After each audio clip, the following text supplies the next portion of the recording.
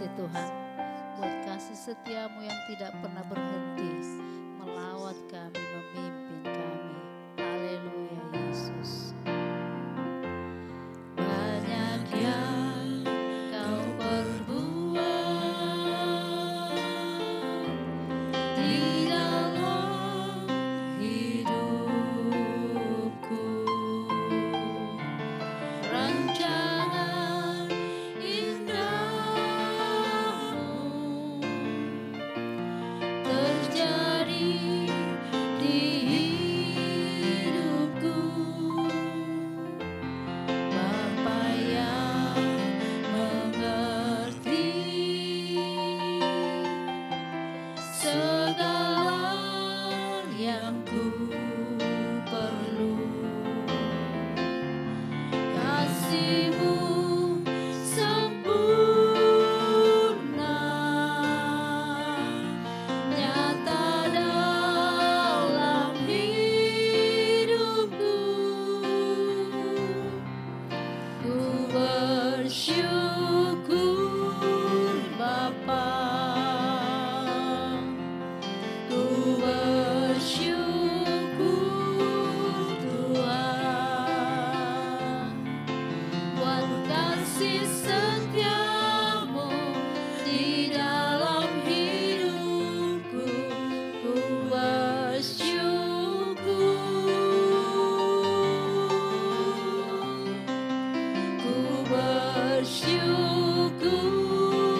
Bapa,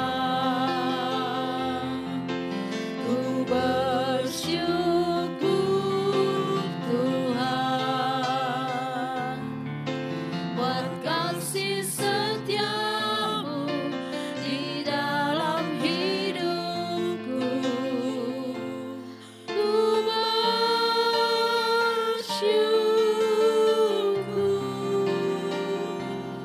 Tuhan.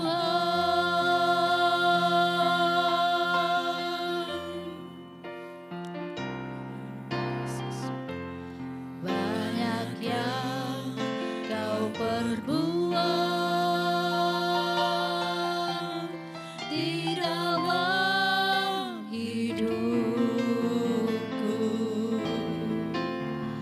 rancangan indahmu terjadi di hidupku. Bapa yang mengerti segala yang ku perlu, kasih-Mu sempurna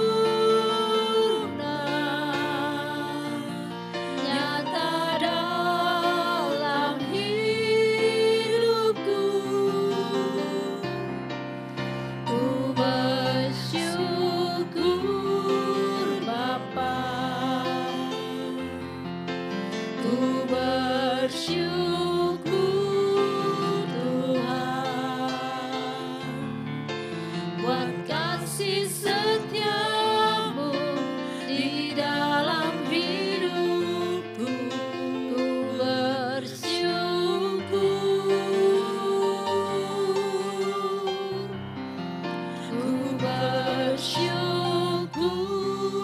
Bapa,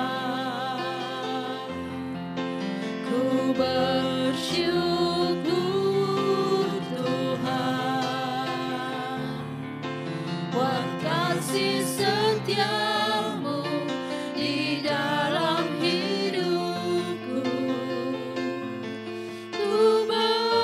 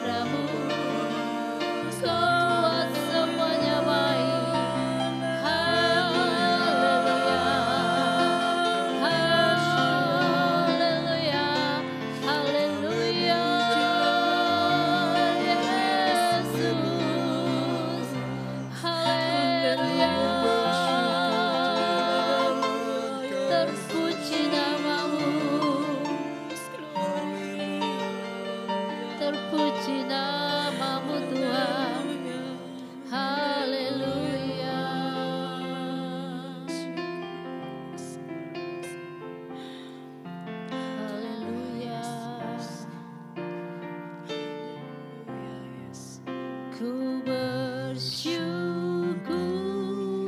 Bapa, ku bersyukur Tuhan, buat kasih setiamu di dalam hidupku. Ku bersyukur,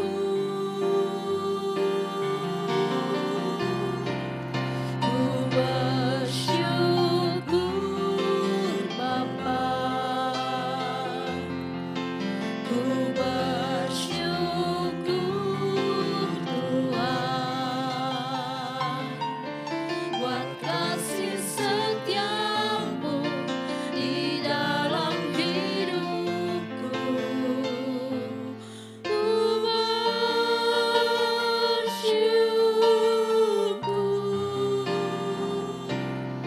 Tuhan.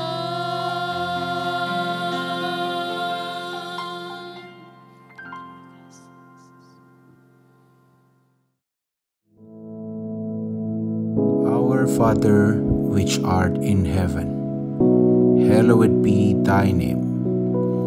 Thy kingdom come, thy will be done in earth as it is in heaven. Give us this day our daily bread, and forgive us our debts, as we forgive our debtors. And lead us not into temptation, but deliver us from evil. For thine is the kingdom, and the power, and the glory, forever. Amen.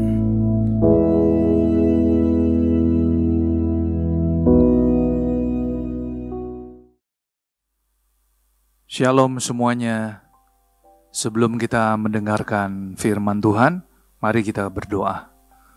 Terima kasih Tuhan, saat ini kami mau duduk diam di bawah kaki-Mu. Kami mau mendengar Engkau berbicara melalui kebenaran firman-Mu. Berikan kami hati yang mau mendengar dan telinga. Terlebih lagi kami mau melakukan firman-Mu. Terima kasih Tuhan, di dalam nama Tuhan Yesus kami sudah berdoa dan mengucap syukur. Amin. Shalom Bapak Ibu, Saudara yang dikasihi Tuhan Yesus. Hari ini kita akan belajar kebenaran firman Tuhan yang menjadi dasar renungan pada pagi hari ini. Firman Tuhan berkata di dalam Lukas 21 ayat 36, saya akan bacakan terlebih dahulu. Berjaga-jagalah senantiasa sambil berdoa, supaya kamu beroleh kekuatan untuk luput dari semua yang akan terjadi itu, dan supaya kamu tahan berdiri di hadapan Anak Manusia. Bapak Ibu, Saudara yang dikasihi Tuhan Yesus, kalau firman Tuhan berkata berjaga-jagalah dan senantiasa sambil berdoa, saya percaya ada tujuan. Oleh karena itu saya mau berkata pagi hari ini, tujuan berjaga-jaga dan berdoa senantiasa adalah ada 4 hal yang saya dapatkan.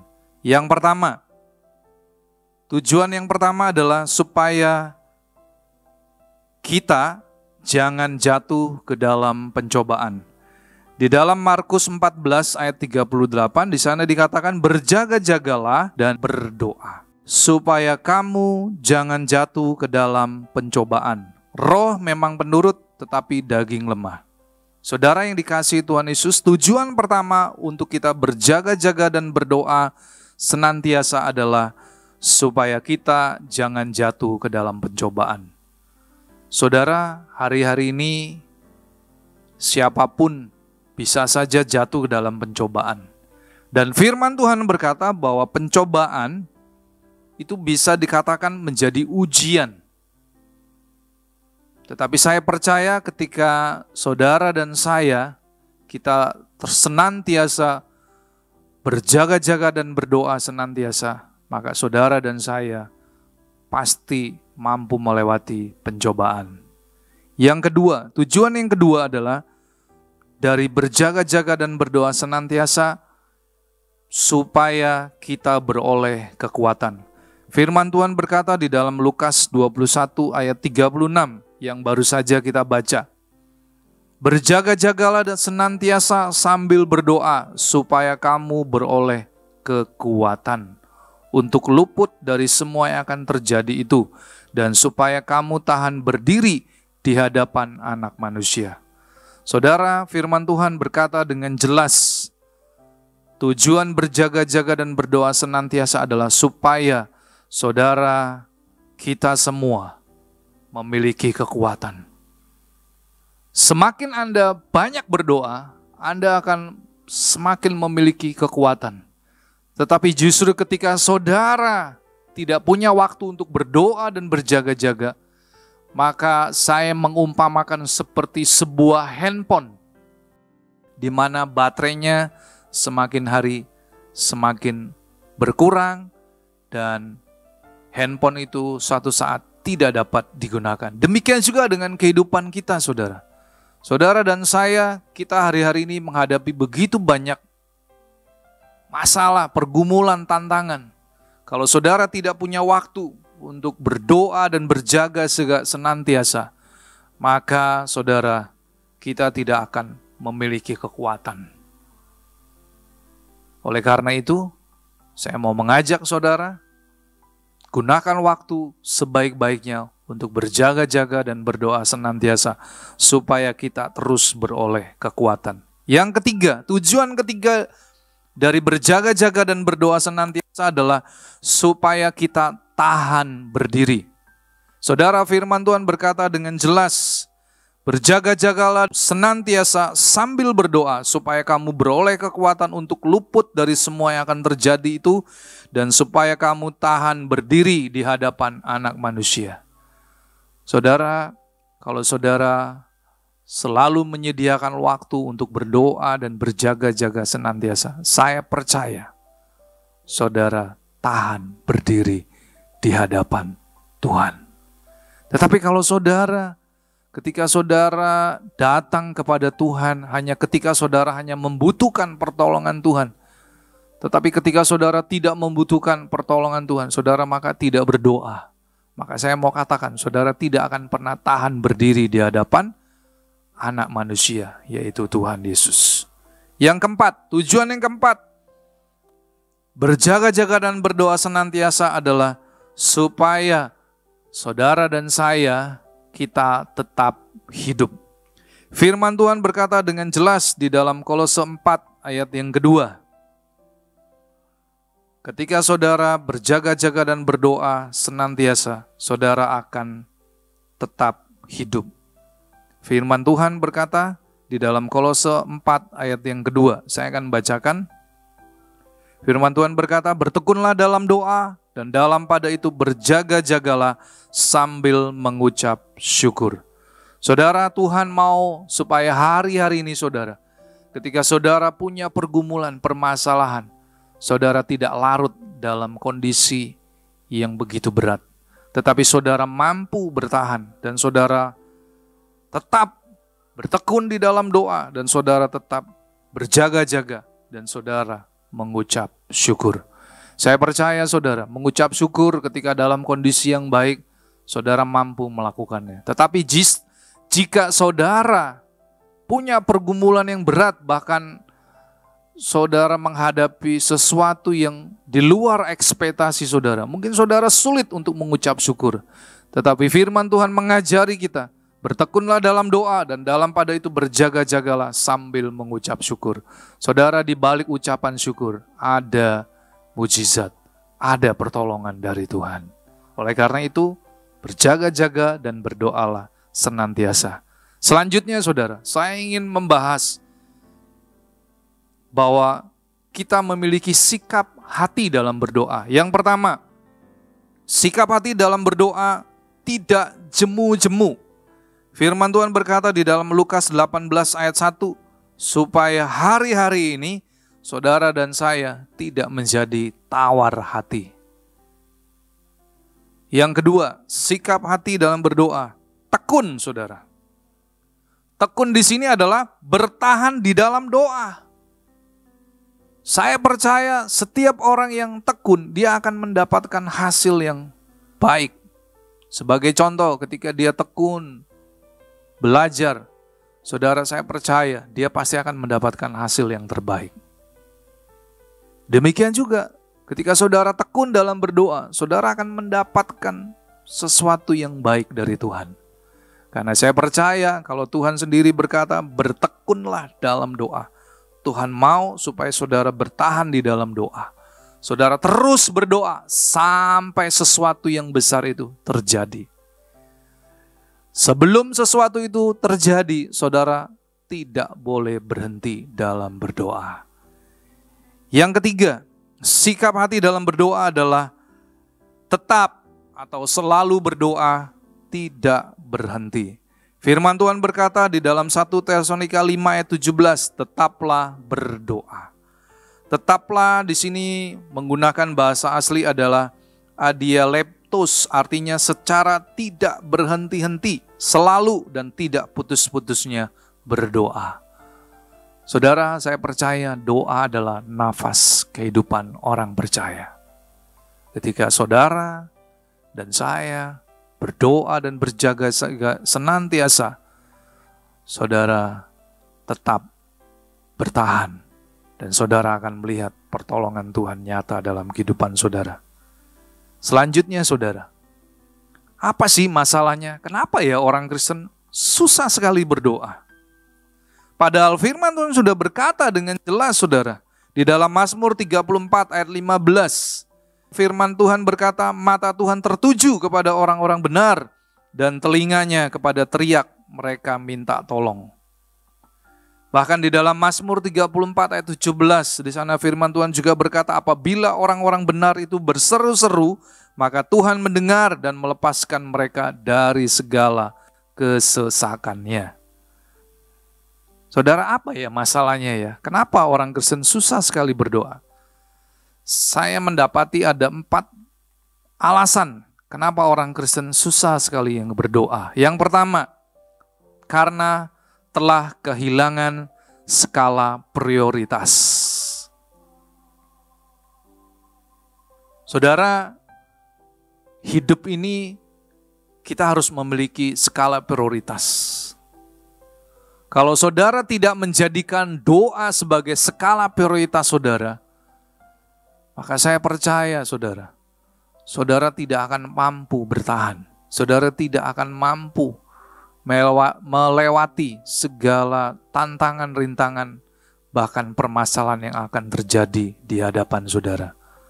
Oleh karena itu, alasan yang pertama orang Kristen susah sekali berdoa karena mereka sudah kehilangan skala prioritas. Jadikanlah doa sebagai skala prioritas pertama dalam hidup saudara. Yang kedua, alasan orang Kristen susah sekali berdoa karena mereka terbiasa hidup tanpa doa. Saudara, firman Tuhan berkata, kalau saudara dan saya tidak terbiasa hidup dalam doa, hati-hati saudara. Karena firman Tuhan berkata, terkutuklah orang yang mengandalkan kekuatannya sendiri. Yeremia 17 ayat 5 di sana dikatakan, terkutuklah orang yang mengandalkan kekuatan dan kemampuannya sendiri. Oleh karena itu saudara, biarlah hari-hari ini saudara bangun kebiasaan hidup dengan doa. Yang ketiga, alasan orang Kristen susah sekali berdoa karena mereka tidak disiplin. Saudara, di dalam berdoa kita perlu punya kedisiplinan. Karena saya percaya ketika orang yang disiplin, dia akan menerima sesuatu yang baik. Demikian juga ketika saudara berdoa, disiplin, saudara setiap hari, saudara punya jam-jam doa, saudara punya waktu di mana saudara punya waktu untuk membangun keintiman dengan Tuhan. Saya percaya saudara, apapun pergumulanmu, saudara pasti mampu melewatinya. Dan saudara akan melihat pertolongan Tuhan nyata dalam hidupmu. Dan yang keempat saudara, alasan orang Kristen susah sekali berdoa adalah karena tidak percaya bahwa Tuhan mendengar doanya. Ini yang paling masalah saudara, ini yang jadi masalah. Karena firman Tuhan tadi sudah berkata, mata Tuhan tertuju kepada orang-orang benar dan telinganya kepada teriak mereka minta tolong. Mazmur 34 ayat 15. Firman Tuhan sudah berjanji bahwa mata Tuhan tertuju kepada orang-orang benar dan telinganya kepada teriak mereka minta tolong. Jadi saudara, biarlah hari ini saudara sadar bahwa Tuhan selalu rindu untuk mendengar setiap doa anak-anaknya. Oleh karena itu, saat ini saya mau mengajak saudara untuk berjaga-jaga dan berdoa senantiasa, supaya saudara akan melihat pertolongan Tuhan nyata dalam hidupmu. Mari kita berdoa. Terima kasih Tuhan, kalau pagi hari ini Engkau sudah mengajar kami melalui kebenaran firman-Mu, supaya hari-hari ini kami terus berjaga-jaga dan berdoa senantiasa, supaya kami beroleh kekuatan, supaya kami tahan berdiri di hadapan anak manusia. Dan kami percaya, ketika kami berdoa, berjaga-jaga senantiasa, kami akan melihat mujizat itu menjadi bagian dalam hidup kami. Terima kasih Tuhan, terpujilah nama-Mu. Dan kami mengucap syukur hanya di dalam nama Tuhan Yesus. Kami sudah berdoa. Haleluya. Amin.